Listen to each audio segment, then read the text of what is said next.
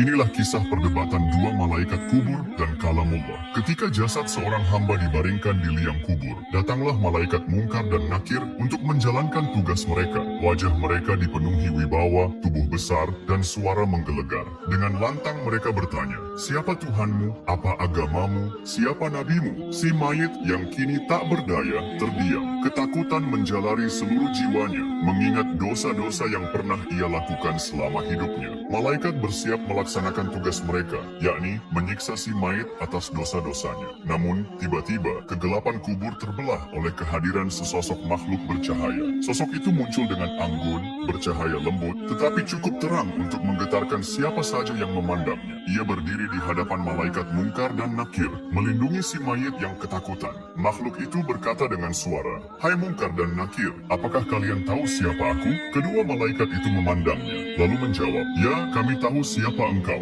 Engkau adalah Kalamullah." Surah Al-Mulk. Makhluk bercahaya itu melanjutkan, "Benar, aku adalah jelmaan dari Surah Al-Mulk. Aku datang untuk melindungi hamba ini. Ia telah menjagaku dalam hidupnya, membaca dan menghafalku, menjadikanku bagian dari malam-malamnya. Aku kini adalah bagian dari dirinya. Jika kalian hendak menyiksanya, berarti kalian juga menyiksaku." Mendengar hal itu, Mungkar dan Nakir tampak ragu. Salah satu dari mereka berkata, "Wahai Kalamullah, kami tidak ingin menyakitimu, karena engkau adalah firman Allah yang suci. Namun, tugas kami adalah menyiksa hamba ini atas dosa-dosanya. Ia telah banyak melakukan kesalahan dalam hidupnya, dan kami diperintahkan untuk melaksanakan hal ini." Surah Al-Mulk tidak gentar. Ia berkata lagi, "Aku tahu ia penuh dosa. Namun, bukankah aku diciptakan untuk menjadi syafaat bagi siapa saja yang mencintaiku? Jika kalian tetap ingin menyiksanya, izinkan aku terlebih dahulu menghadap Allah untuk memohon perlindungan baginya." Tanpa menunggu jawaban, Surah Al-Mulk melesat menuju hadapan arsy Allah.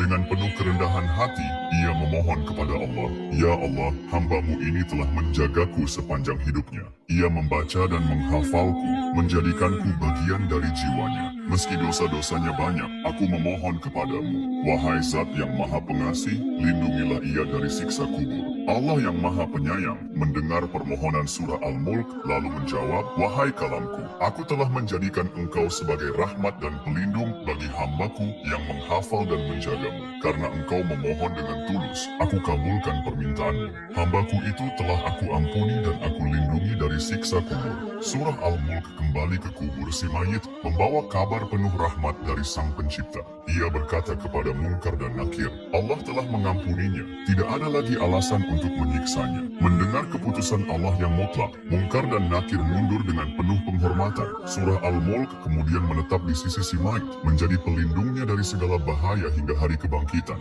Wallahu a'lam.